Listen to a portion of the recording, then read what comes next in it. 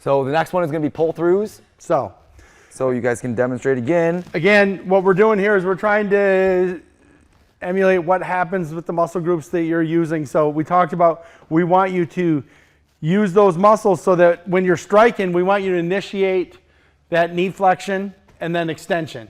A big part of this too is you'll hear a lot when you're walking if you're getting inconsistent steps, meaning sometimes the foot can be placed in, out, one step's too far, one is too short. If you're just throwing that leg out there and you're not using these muscles to push back on that socket wall to initiate that knee flexion, you're going to get inconsistent steps all the time. So what you're doing here is you're creating a consistent gait pattern, okay? So the next step of this is you're going to initiate that knee extension and heel strike.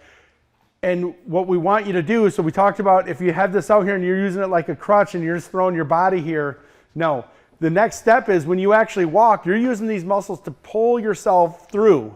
So you continue to pull, firing the same, this one, particularly if you're below the knee, you should feel the calf muscles too, but all these muscles here isolated. And you know when we see people ambulate and they're doing a lot of this, right? And what that does is that isolates all these core muscles here, and that gets our pelvis nice and tight and everything engaged. So that's a big part of walking, without a limp. So for this next exercise, where before we started with the toes behind us, we're gonna have the heel already down on the ground, okay?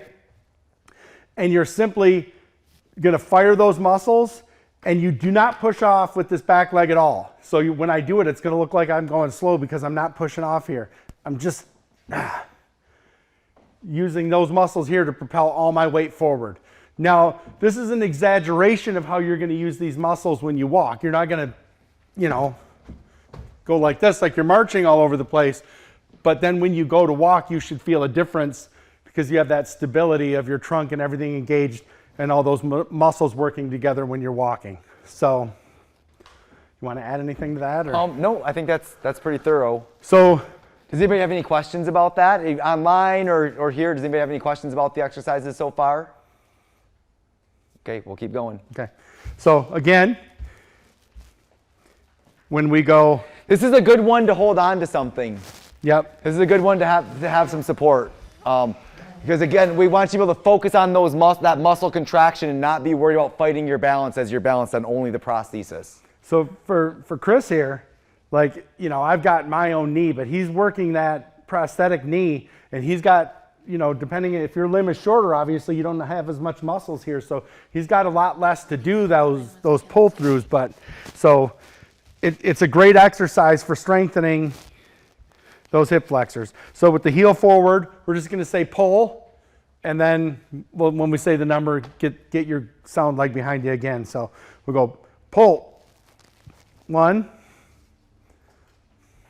Set, pull, 2, set, pull,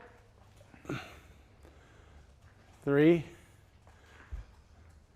set, pull, 4, set, pull, 5, pull, 6, pull, 7, set, pull. And remember, do not push off with your good leg. That was 8, right? Yep. Pull, 9, set, pull, 10. Everybody feel those? Chris? You feel those a lot more now back here than you did with the heel strikes. But again, we start out with the heel strikes because you should start to feel that muscle, strengthen the muscle. If you're struggling with these, which honestly, if you've just gotten your leg, you should be, use the assistive device. It's going to go a long way. We really talk about doing that because we're looking for proper isolation of the muscles, proper strength and balance, because we're trying to avoid gait deviations and bad habits that develop later on down the line. So just think of this isn't like, oh, I'm not tough enough to do it without it. This is just like any other workout machine in the gym. This is just an extension of what you need to get to work those muscles properly.